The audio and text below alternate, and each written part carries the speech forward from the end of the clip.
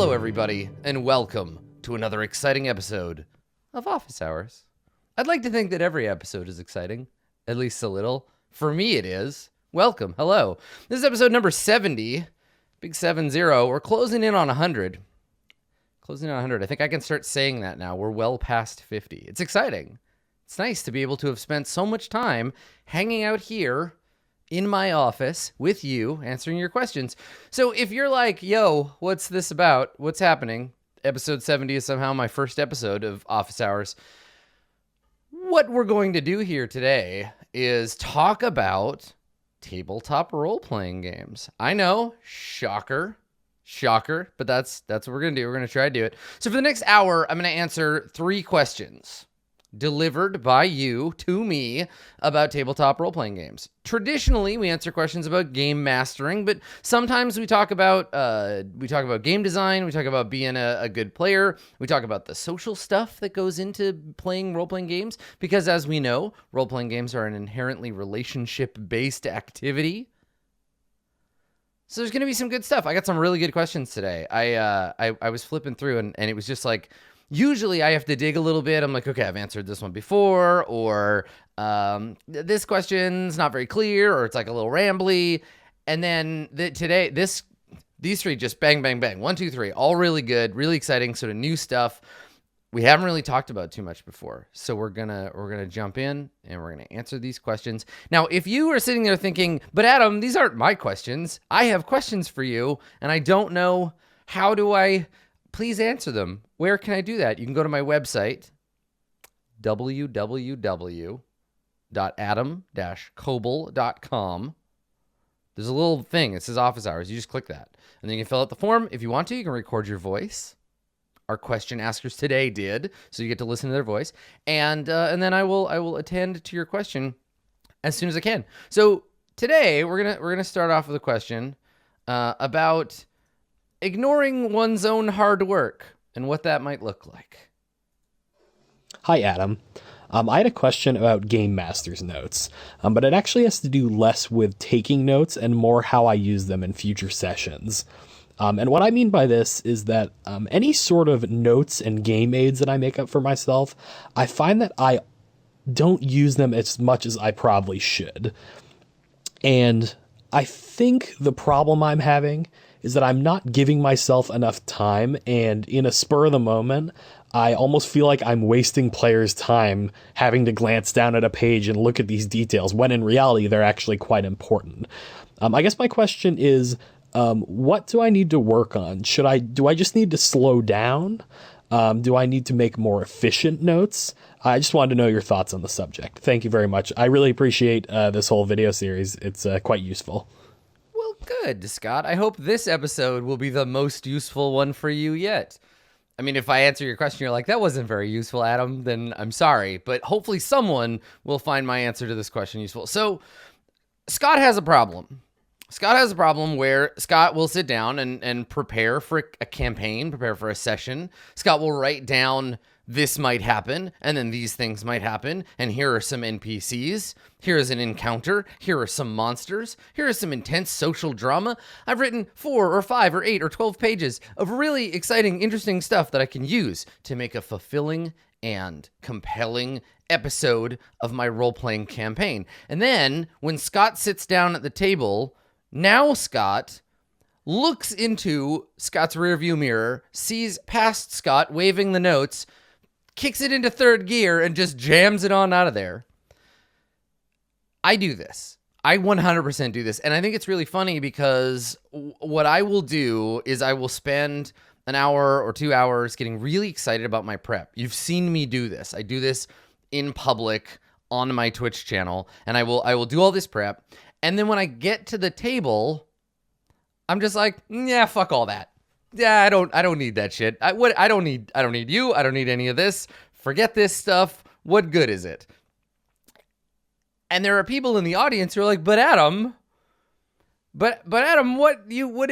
I saw you make all this prep. You said this was going to happen, and then this stuff, and I was excited for that character. And it's like, nah, I don't need that. So I don't want to like undermine, and we will 100% definitely talk to Scott's actual question about how to pay better attention to one's notes, how to give one's past self room. But I would also like, as we are wont to do around here, I would love to discuss the fundamental question here. What good is prep? Why do we prep? What is the purpose of prep in general, right? Now, obviously, this is different for everybody, right? Some people prep because the game demands it, right? If you're playing Moldvay D&D and you don't have a dungeon, my God, good fucking luck, right? If you're playing Torchbearer and you've done no prep, you're playing Mouse Guard, no prep. There are a lot of games that require, to be successful, at least some degree of preparation. So at its very most basic level, there are games that demand it, right? Now, there are games in which prep is optional, or you can do a bunch of high-level prep and filter that down through your own experience and through the moment-to-moment play. I would say that 95%, I would say, of the games that I play exist in that space, where for me, prep is a once a month, once every 6 weeks kind of activity with like refreshers every session. I happen to have my notebook. I happen to have my GM notebook right here. My current GM notebook. And looking back at it, I basically dedicate a single page to each campaign episode, right? So like Court of Swords, Far Verona, right? Episode 78, episode 4. So this doesn't mean that that's all the prep that I do. I just have developed a structure in which the big prep is done when I need like a dungeon or a bunch of stats, or I need to make a spaceship or something mechanically heavy. So I'll do that prep. But the rest of it is just sort of mood prep. It's understanding the world at large. And then before every session, I'll write down a little page in my notebook. Like, what do I think is interesting today? What do I think we will look at today? And that's that. Right? So I will just lay that stuff out. And that's all the prep that I do. And in that case, it's not prep in the sense of making declarative statements. It's a lot more like Apocalypse World stakes questions.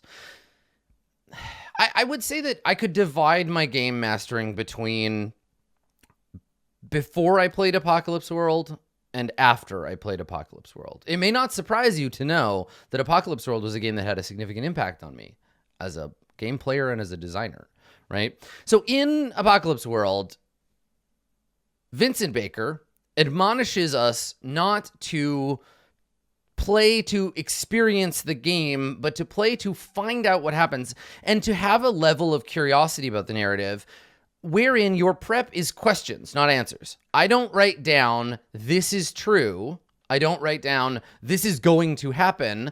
I write down, what am I curious about? What will the players do in this situation? What kinds of things could happen? And then I use play to answer those questions, right? I think that we're traditionally oriented towards prep as answers, but if you can think about your prep as questions, then all you have to do is just play the game, and the game will answer your questions for you. And in that way, you can be loyal and honest to your prep without it having to bind you up, right? Without it having to be a thing that you feel beholden to. Now, the far end of that, right? Like what I consider to be the extreme end is games where there are no prep. And if you watched either of the one-shots that I ran recently for Roll20Con, we did a World of Dungeons one-shot, and we did a Masks one-shot, and for both of those, I had prepped essentially nothing, right? So we are completely free of prep. So the reason that I bring that up is because if you find yourself consistently ignoring your prep, it may be your subconscious mind telling you, hey, prep is boring. I'm not interested in this. Like, I just don't want to, I don't care about preparation. Just jump in and let me wing it. that might be the case. So what you can do if you want to test that theory, do a one shot with no prep. Like do a game of Dungeon World, do a game of World of Dungeons, pick a game that will support you, and then do it no prep and see how you feel. If you really like it, that might mean that you're looking at a slight shift or change in how your prep works. Being aware of this stuff, you kind of, and this is my advice specifically to Scott, but I think this is true of everybody. Try to understand, like, sometimes if you're not comfortable or don't like doing something, it's not because you're wrong. It's because the thing is wrong for you. Like, if everybody you know loves hamburgers and you're sitting there halfway through a hamburger and you're like, this sucks. The problem is not necessarily with the hamburger, my friend. Maybe you just don't like burgers. Try a pizza. All right. So, I mean, the reason that I mentioned that, the reason I bring that up is not, again, not to undermine or ignore the question, but to suggest that there is no one true way that applies to all games and all players, all game masters, that we must play. A game will demand certain types of prep. The players you have will engage with prep or not, you included. And then also you'll find your own way of going about these things. I have, but I've also been playing role-playing games for 25 years. So, like, and honestly, my style in the last, 10 years is drastically different than it was 20 years ago when I was 15. So, there's a lot to this, and personal style and what makes you feel like you're having a good time is good and fine. There may be a way to do that. Now, let's imagine then, and I can't read your mind, Scott, but let's imagine then that it's a foregone conclusion. Let's imagine that it's a foregone conclusion that you do want to prep, that you have followed Kevin Crawford's advice, and that you do prep while it's fun, and you stop when it's not fun, and you would like to use that time and energy you have sunk into your game, right? You want to take that time and energy, and you'd like it to pay dividends. You have planted the seeds of your preparation, and you would like to harvest the narrative delight of those prep times in your game. But modern you is still flipping past you the bird as you drive away in your game mastering Camaro. So how do we do justice to our past selves? How do we trust our prep? And I think that's what it is, right? I think it's about finding a balance between what you thought would be true and what ends up being true in the moment, right? Because if you do no prep, all you have is the immediacy of your brain. Like, what is the first thing that comes to mind? What is the thing that happens? And let's make it interesting in play. You don't have any past stuff, but when you have prep, when you've put together notes, you can get into a place where you look at those notes and say, okay, well, this runs in contradiction to what feels good in the moment, right? I wrote down Borthon the Destroyer has a vengeance hard-on for the PCs. And if he gets a chance to activate the World Destroyer gun, he will do it. But now in the moment, you're thinking that it might be more fun for Borthon the Destroyer to, show mercy and to turn around. And so how do you make that decision between what the prep says and what you're feeling in the moment? And I think, Vincent in Apocalypse World has something to say about this too. And we do in Dungeon World, this idea of being honest to your prep, right? Giving yourself room to be both in the moment and the past version of yourself. Because I've definitely been in the inverse situation where I have done whatever feels like the right thing, and then afterwards been like, God, I wish that I had just done what I wrote down in the first place. That was a real idea. And I think it's about synthesis, right? Now, how do we get that synthesis, right? How do we develop comfort with our past ideas and the sort of slow burn percolation that we can get from that, and then the lightning strike in the moment narrative ideas that we get? How do we build that synthesis? And I think it's about trust in yourself, right? Embracing your own skill. And if you notice, if you remember, Scott left it out of the text version, but they mentioned in the audio version something that I think happens to everyone who has, you can see me do it. Watch Tomb of Annihilation, you see me do this. everyone who has ever prepped anything has had that awkward moment where they're like, okay, what happens next? What was, and then, hang on. It was called the, smoke break. Everybody, we'll all just take a minute and I will, it's fine. So there is that worry that you're like, I have to adhere to my prep and I have to look this stuff up and I have to definitely make sure I get it right, because once you write something down as part of your prep, it can become canonized. And I think that it's reasonable. I think that it's reasonable to want to adhere to your prep. I think it's important to know there is continuity, keep your NPCs with the same names, make notes about these things and refer to them. But also, yeah, you don't want to break up that flow. And for you, my dear Scott, I don't imagine that you have 4,000 people sitting there tapping their watches being like, come on, my immersion's running out. I think that it's totally okay to like take that time with your group to be like, all right, hang on. So I know that this was a thing and I wrote it down and nobody at the table can remember. So I'm going to look it up. Go grab a snack. We'll just give me a second. I think it's okay. Don't fret about that. I think also, as much of your prep as you can make public as possible, this has been massively helpful for me, because I have been able to outsource some of my prep to my players and to a greater extent to chat, right? Like you have a better memory than me because I'm trying to run the game, but you're watching, right? You're able to absorb that detail. So for Scott, what you can do is keep a public version of some of these documents, right? Keep some of your prep public, right? Be like, here is a list of all the NPCs in this campaign and some basic details about them, right? Here are a list of places. Here is our built up campaign stuff that we have done so far.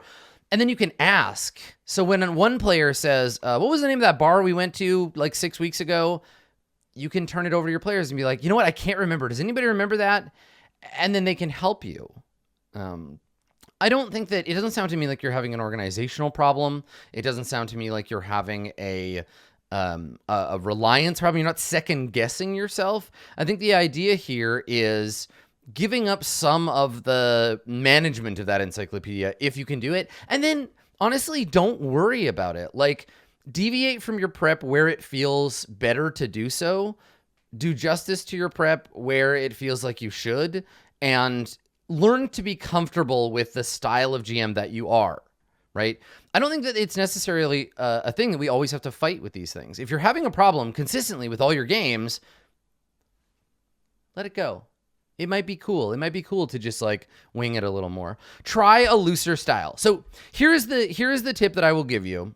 Here's the tip that I will give you if you want to try, and this goes for everybody, if you want to try the Adam Koebel style of game master preparation, okay? Patented trademark style. I'm going to give it to you for free. Here's how it works. The only thing that matters in a campaign is what people want. Okay? Nothing else matters. And the reason that that works that way is that drama comes from the intersection of desire. Now, this is going to be more or less true depending on the game you're playing, right? Still play the game, do all the prep the game demands of you. I'm not saying you can play Moldvay with no prep, but the only thing you really, really need to be aware of, what do your players want, right? Via their characters. Do they want to overthrow the Necromancer Lord? Do they want to save the Dragon Queen? Do they want to install a new prince on the throne of Gargothia? That's their desire, right? Drama in the game comes from the Goblin tribe that has seized the throne for themselves. It comes from the Dragon Queen being the true villain of the thing, and she wants to destroy the world, right? It comes from intersecting desire. So all you have to do is make a list of characters or powers, factions, whatever, in your world, and make a note of what they want. That's literally all the prep that I do for most of my campaigns. I'm like, okay, what do I need to do? Here's the 6 people that matter, right? Here's Petal. Here's the Tower. Here's Heaven. Here's Little Brother. Here's Emperor Faye. And what do each of these characters want? And then I look at what the players want by way of, we've got the goals in the Court of Swords. And so all I have to do is look at their goals, and I can see where these things conflict. And sometimes I will make NPCs that specifically oppose those goals because that's fun. And you can do that. So that's how I prep. I look at forces that are arrayed against what the player characters want, and that creates drama, and drama is the game. The mechanisms exist to create uncertainty, and then you're playing a role-playing game. It's the minimum amount of prep that I feel like I need to do, and maybe that'll work for you. Maybe paring down and doing a more minimal style of prep would be useful. You don't need to prepare everything. You don't need to know everything all at once. You just need to know enough to get you through the next session. And trust that voice inside that's saying, no, this is a better idea. So that's my thought. I will say in chat there was a question about how you get your players to show their desires for their characters instead of just like setting goals as XP rewards. Just fucking ask them. You can just ask. You can be like, hey, Zeke, what do you want for Calumet? Like, what do you envision being like a fun thing? What does Calumet want in the world? And what do you want to experience through him? You're not going to necessarily get what you want. And God knows if you're playing with someone who has GM'd Burning Wheel for a while, I'm going to get in your way. But you can just ask. Just ask your players. There's this weird foreign idea that we can't just communicate with our players and see what they want. It's bananas. Speaking of the Burning Wheel. Hey Adam, I'm running Burning Wheel for the first time, and I found that I've made the overarching drive for the campaign way too concrete. Basically, the setting is feudal Japan, and the portal to the spirit realm has just suddenly opened, which is allowing evil spirits to roam the world. The PCs eventually are going to close it. I worry that once this goal is complete, the campaign will have nowhere interesting to go. How do I keep a campaign going past its large story arc without pulling a new random complication just out of my butt? Thank you.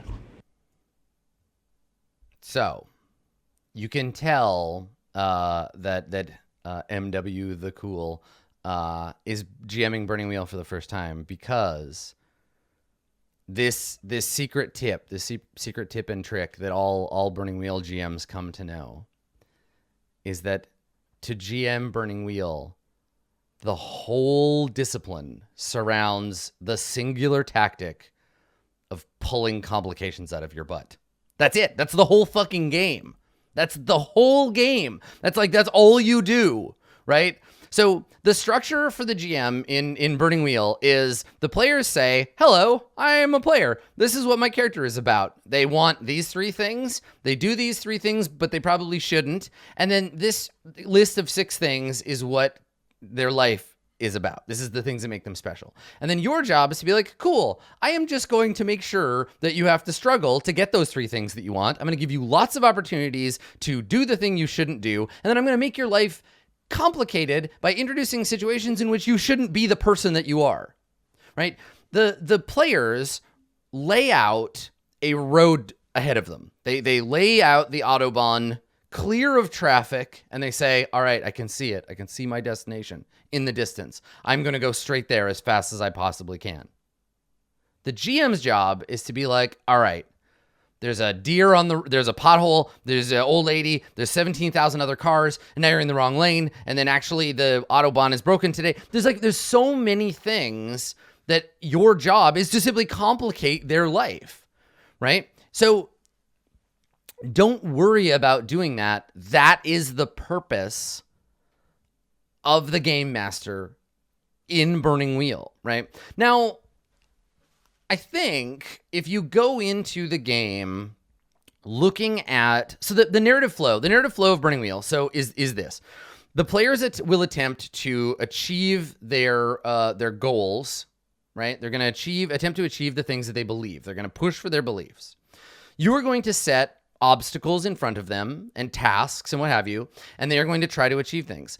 When they succeed, they will move closer towards resolving their belief. That's good. That's what they want. When they fail at their roles, it is your job to complicate that path between here and there, right? The context of that complication comes from the intent and the tasks, right? So intent and task in Burning Wheel is, I would like to earn the loyalty of the minister by persuading them that my side is the right side of this civil war. They roll, they succeed, and maybe they've just resolved a belief, right? I must gather allies. First, I will convince the minister to join my side, right? Success? Good, they're moving towards their goals. If they fail, your job is to either say, all right, you've convinced the minister. However, the minister is not who they seem to be, right? That's a twist. Now the story goes another direction. So you can say, yes, you've earned a friend in the ministry, but they've started to sell you out to someone else, to like organized crime. And that can pull in a whole other part of the game. You can also say the minister turns you down. But because of the way that we have fail forward in Burning Wheel, saying no doesn't mean move on to the next thing. It means here's another thing. Here is another complicated thing. Every single roll you make in Burning Wheel, will move the direction of the game somewhere, no matter what. So a success or a failure will either push towards the players resolving their goals, which in this case, I assume all of them have goals around closing the spirit portal. But every failure can, if you are all interested in it, be a seed to lead you into the next arc.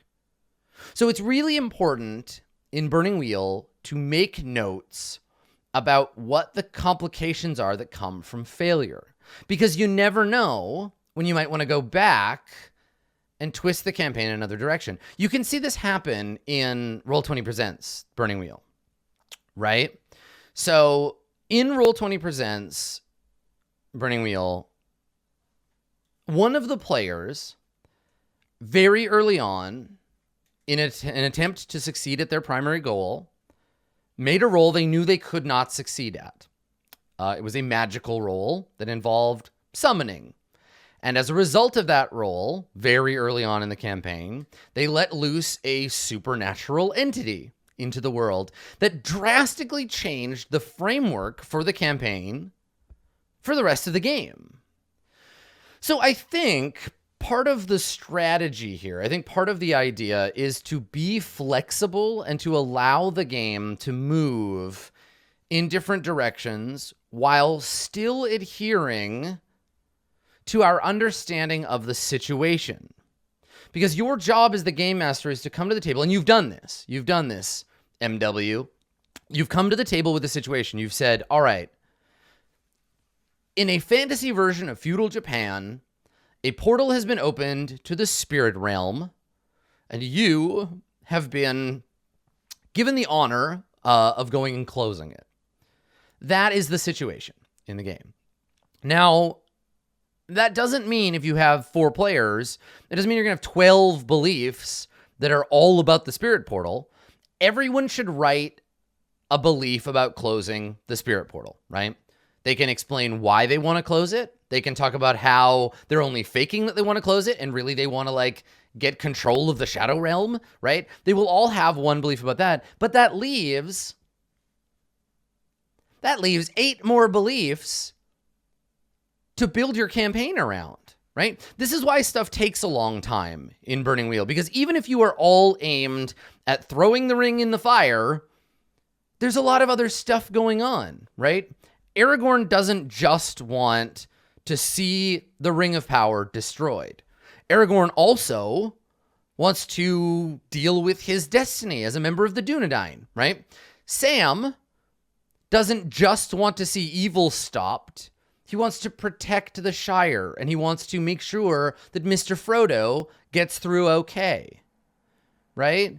Gimli and Legolas want to have a secret relationship that nobody else knows about in the background and keep that a secret, but have to pretend they hate each other, right? So there's multiple layers already from session 1. So even if everybody just goes in hard on closing the spirit portal, you are building up a wake behind you, right? Imagine that your campaign is a speedboat hurtling across the ocean of plot towards the spirit portal. You're going to get there and you're going to close the portal, and when you arrive, all that momentum, all that story stuff you built up on the way is going to come crashing like a mighty tsunami upon you. So think about what you've built up, make lots of notes, and when they get there and they close the spirit portal, what happens next, right? I mean, this is some L5R shit. Who gets appointed Minister of the Spirit Portal Defense, right? Do you build a castle on top of the closed Hellmouth? In which case, now you have to defend this castle from the cult that wants to reopen the spirit portal and kill you. Did anything get out? Is this now a campaign about hunting down the monsters that still dwell in fantasy feudal Japan?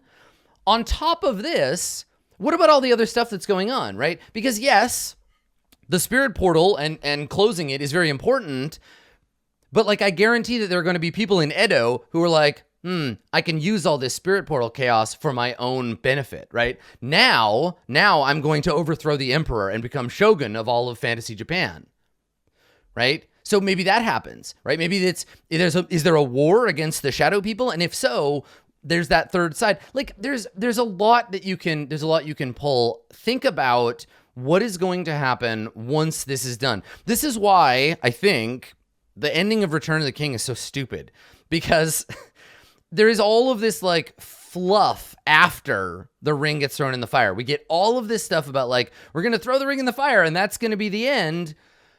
But then there's like just what feels like hours and hours of content about what happens afterwards. Now, I will say this. I think that the alternate here is if we're gonna question the premise, which I think we should do, if we're gonna question the premise, end the campaign. Like just be done. Just go ahead. Just be like, you did it. Give us, each of you, do the fiasco thing and be like, everybody gets to narrate a closing scene, and then we're done, right?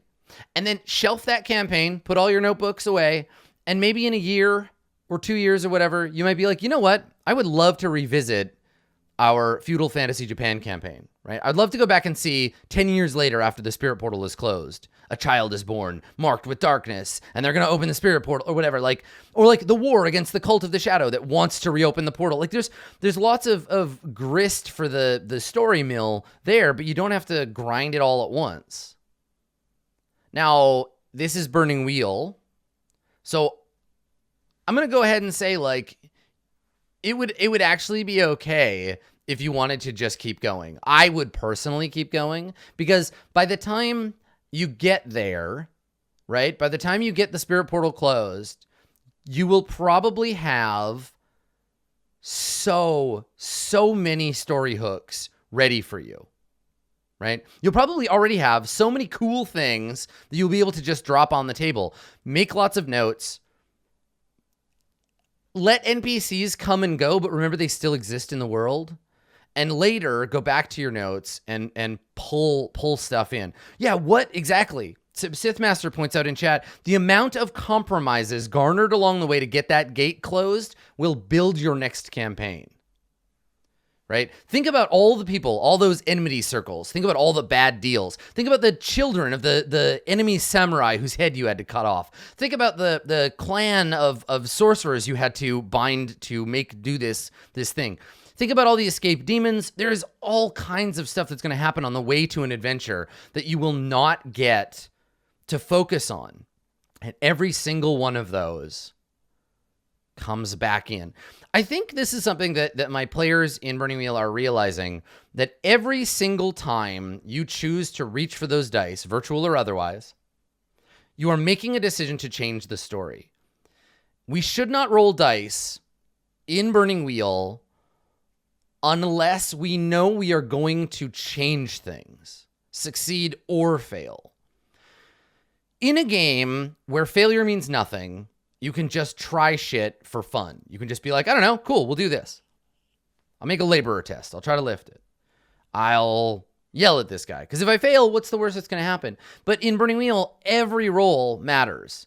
So the peasant that they abuse in the town today might in 10 years be the abbot of the monastery that holds the artifact that they need to seal away the Oni Lord forever.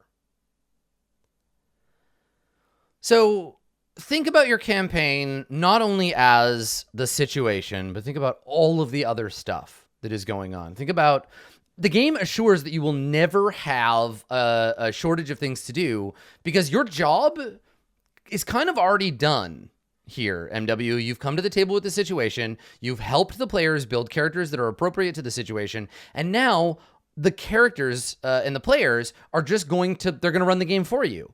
Your job is just to get in the way of the things they want. You're going to have to complicate their lives, but they're going to tell you what the campaign is about. And I bet you anything, by the time they close the spirit portal, they will all be clamoring to move on to the next thing, right?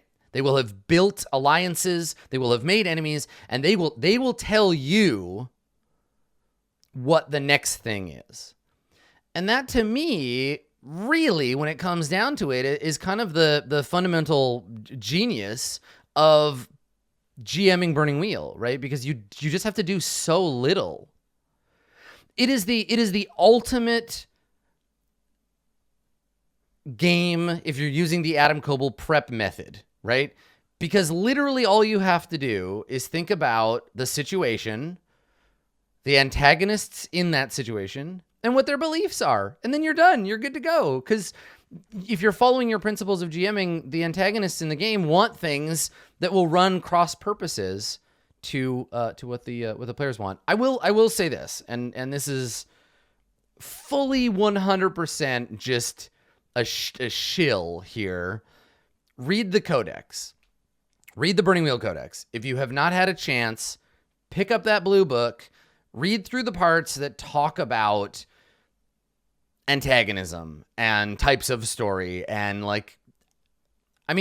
Luke and company have been playing Burning Wheel a long, long time, and there's a lot of really good stuff in there. So if you haven't read the Codex already, pick it up. I will read it on the regular just to kind of remind me how Burning Wheel works, and I will find inspiration in it both for that game and for other games. So it's absolutely worth a look if you haven't. Don't think about Burning Wheel like you think about Dungeons and Dragons. Don't think about it as there is a quest to do and that is all. Even Frodo and Sam and all their friends heading to Mordor to throw the ring in the fire, they all have their own other stuff going on. And just because Frodo gets all the screen time doesn't mean there aren't 100 more campaigns that could spin out from those characters. And that's true of your campaign too. Even a basic simple quest in Burning Wheel doesn't have to be. So this third question from Brian, I am so excited to answer this question because the answer is just like ringing clearly like a bell in my mind. The answer to this question is so simple and so clear and so obvious to me. It's very rare. It's very rare that we can be so straightforward. So thank you, Brian. Here's Brian's question. Hi, Adam. My name is Brian, or vice versa 951 on Twitch. I have some questions about fudging die rolls. So, first off, what, in your opinion, are the benefits and risks to fudging die rolls? If fudging die rolls is an inherently bad thing, why do some GMs do it? If it's an inherently good thing, why don't all GMs do it? I guess, all in all, I'm asking when, if ever, is it acceptable to fudge a die roll? And how can I use this knowledge to become a better GM?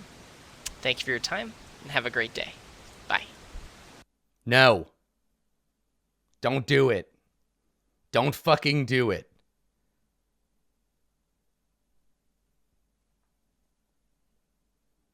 That's easy, right? Thanks for coming. This has been episode 70 of Office Hours. So, Okay, so obviously the answer is never. But let's talk about why and like what this is and like the ideas of fudgery to begin with. So like what is fudging a die roll?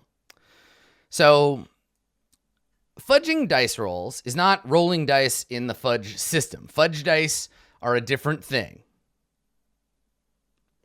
Fudging die rolls is like it's like a nice way to say fucking cheating. Being a no good, dirty cheater. Knowing the rules of the game, agreeing with all your friends to play by those rules, and then, because some of the other players might not get to see you roll, cheating at that game. It's cheating. So it means, this is a thing that GMs get to do and players don't. So the reason that GMs get to do this and players don't is that sometimes GMs have a GM screen. So a GM screen is a piece in real life, a piece of like cardboard, or if you're really fancy, wood or something, steel, glass, I don't know. So it's a shield to protect your notes so that the players can't see the map of the dungeon or whatever. And that's fine, right? Having those it's okay because sometimes you don't want the players to accidentally or on purpose see like a map so they don't know what's coming up, right? There is a degree of informational separation, right? They're also really useful for rules reference, right? 3 screens, good stuff on them, lets you know where all the good rules are. It's fine. I definitely think there is a purpose for GM screens. I'm not opposed to the separation of information. I think players can separate information between each other. Like if you don't want to tell somebody your alignment, it's fun to guess, right? However, game masters roll their dice sometimes behind these screens and then impart the information to the players. Which means that if you do that, you have to trust that your GM is not cheating. That if I roll and I say, oh, look, I got a crit, you believe me.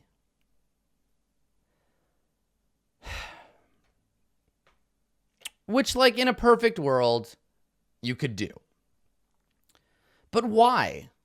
Why bother? Why roll behind the screen? Why cheat, right? Why give yourself the opportunity to cheat? You can trust, I guess, you can trust your group and your player and you can roll it behind the... But the thing is, as soon as you fudge a die, as soon as you do this, even once, you have just said, the rules of this game do not matter. I am no longer playing by them. They don't apply to me. I can do whatever I want. There is no purpose for me rolling except to trick my players into thinking that there is any randomness in this game whatsoever on my side. Now, I can simply just declare whatever I want to be true, and the players will simply have to believe it because I rolled a die behind the screen. I can now decide how much damage I deal. I can decide how many hit points everything has. I can decide whether you succeed or fail in versus tests. Like, there's this whole fucked up power dynamic thing that gets completely shunted when you start to cheat at games. So I feel like if you're going to do it once, then just fuck the rules completely. Like, don't even bother. So I roll in the open. Now, there are occasionally rolls that I will make. And when I make these, if you've ever watched a show where I've had to make one of these, I'm either showing my GM side, so you're seeing it, right? Will the players get a random encounter today? What is going to happen? Did this thing happen in secret? But when I do that, if you're watching on Twitch, you're either watching my version of the screen, so I'm not doing it in secret. You can see I'm accountable. Or on Court of Swords, I will screenshot every single one of those rolls that I make. Every single one I will screenshot so that later, if the players say, yeah, but did you really get that? What did you roll on that? I can show them. I can paste the screen grab and I can say, here it is, right? Now, that's what fudging is. It's cheating. It's deciding the narrative instead of letting the dice do it, even though you've all agreed that the dice are part of the game. You as a GM have decided that it's not, you don't have to do this. So why would we do this? Why would we do this thing? So fudging falls into the same strategies and schools of GMing that say fun is more important than the rules. Game masters have special authority over the game and can make these decisions. That's inherent to the game master's role. The story is the most important thing. The story is the most important thing. I find them all really disrespectful to the idea that we've agreed to something, we've consented to a certain type of play, and the fudging violates that consent. It puts all of the authority on one player, and they just get to make things up as they go. It becomes the GM telling me a story instead of us all participating in the generation of a narrative. And this all really boils down to fun. And we talk about fun a lot, right?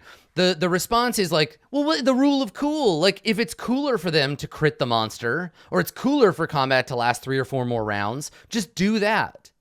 If it's more fun to have the player succeed, then just let them have it. If it's more fun to make them struggle for their lives, like, oh, 5 more damage would have killed him. Yeah, I'm going to make him do death saves. That's more fun. The whole idea that presupposes here is the GM is the arbiter of fun. The GM just gets to decide what's more fun, what's a better story, which, fuck you. You don't get to decide that. That's cheating. We all get to decide together what's fun. And I'm not here to save a character from dying. I'm not here to make them die because I think it would be cool.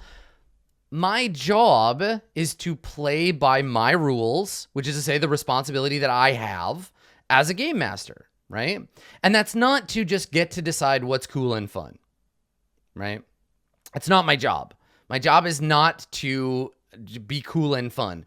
I want to play to be surprised. I want to find out what's going to happen. And sometimes the dice say, guess what? You die. Or guess what? You didn't die. There's this idea where, if we talk about prep, this idea where we've prepped a boss encounter, and I hate this shit. I hate boss fights. So we prep this boss encounter, right? And we're like, okay, so it's a Tyrannosaurus, but it's dead, and it was raised from the dead, and it's a zombie Tyrannosaurus, and it barfs up zombies, and it just bursts into the scene, and everyone's so excited because it's probably got like 1,000,000 hit points, and like, it's gonna be great. And then you just alpha strike it in 2 rounds. Everybody's like, I just use all my best abilities and we just blow this fucker away. And as the GM, you're sitting there and you're like, but this was supposed to be so cool. I had it in my head. This was going to be fun, right? I had it in my head. It was going to be this specific kind of exciting boss fight. And it was going to be a climactic encounter. And it was going to take an hour to fill out, and it was going to be like somebody might die, and it was going to be serious, and it was going to be, but like, no, you failed. You failed if that was what you were thinking, because the rules don't care about how cool a boss encounter is. Players tear apart single monsters. That's how it goes. Do not have a presupposed idea of what is cool or not. What's cool is you're playing a game together. What's cool is when the unexpected happens. And sometimes that means a character dies unexpectedly, or it means that the players steamroll a boss fight. You're robbing yourself and your players of the fun of not knowing. You're defeating the purpose of surprise in a game. And I think that it's a lot better to train yourself to adapt to the unexpected and to learn how to make things fun within the rules. That's how you be a good game master. You play by the rules, And if you're consistently running into these situations where you're not having fun with the rules, change them together. Don't just decide that because you're the GM, you get to cheat. Your fun is different from everyone else's fun. And if suddenly we are all playing to your fun, that's too bad. Like, that's not a game that is fun or good for anyone anymore, except for one person. And that's going to leave a lot of players feeling like ripped off.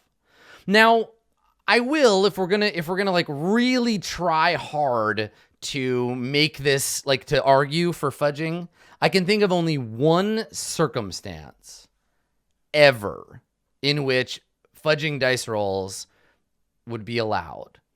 And that's if you sit down with your players at the beginning of the game and you say to them, I'm going to cheat. I am going to cheat at this game. Instead of rolling, I am just going to decide what happens all the time. Now, you still have to roll. You still have randomness. But I am going to cheat. Is everyone okay with that?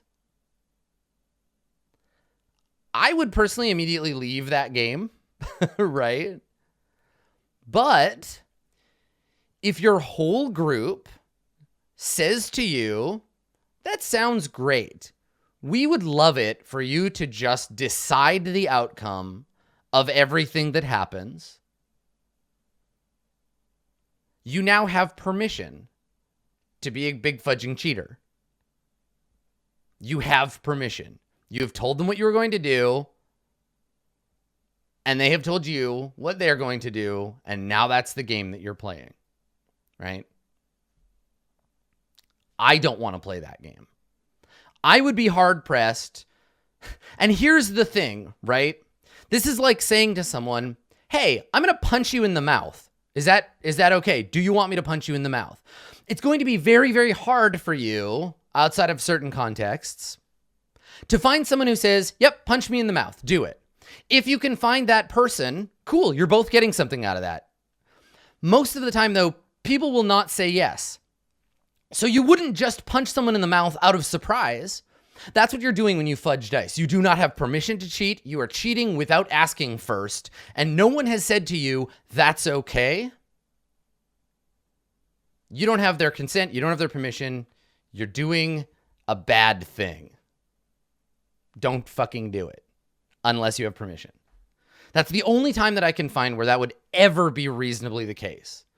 Now, there are games that give the GM special authority, and that's fine. There are games that give the GM points to spend to cheat. There are games that allow the GM to ignore or modify dice rolls based on their mechanisms.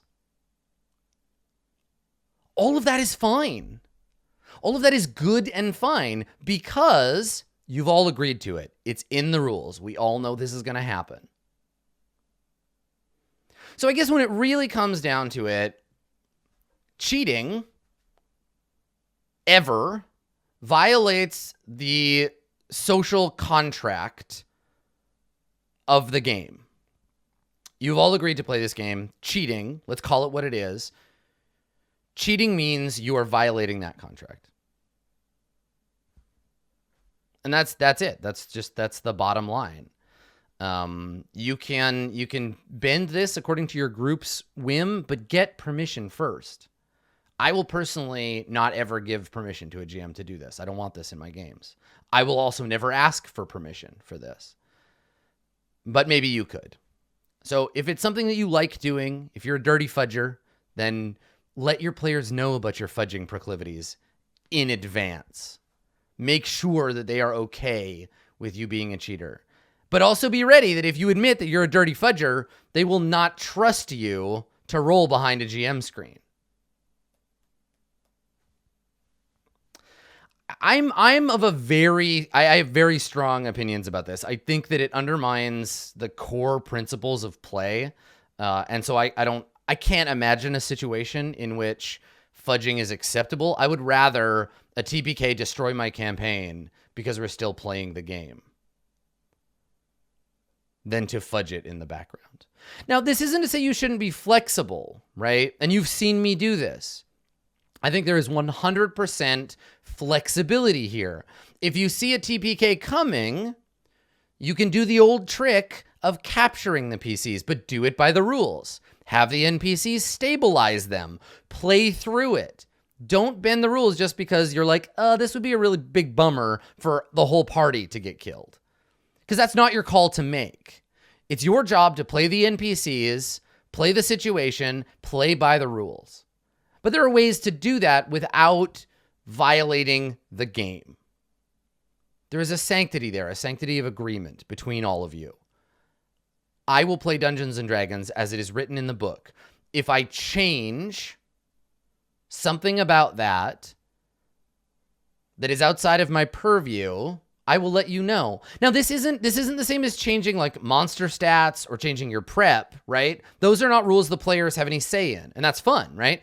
Like fighting a goblin that has 6 attacks per round, that's a fun surprise, maybe, or maybe it's horrifying, but whatever. But that's your job as a GM. You're allowed to do that. That is within your authority. And you don't have to play, you don't have to tell the players, you don't have to, but if you're bending the fundamental rules of the game, that's different, right? So knowing what your authority is in the game, filling that authority space with your own decisions, and not violating the core principles of the game set out for everyone, very important. And for me, in role-playing games, rolling in the open, serving randomness as something that makes the game fun, that's part of what we all do together. So don't cheat. Don't cheat at role-playing games. It's not fun. Even if you think that you're making the game more fun, you're a cheater and don't do it. It's not okay. This has been episode 70 of Office Hours. I would love to hear in the comments, obviously chat has lots of thought about this, thoughts about these questions. If you think that there are other places where being a cheater work, please let me know.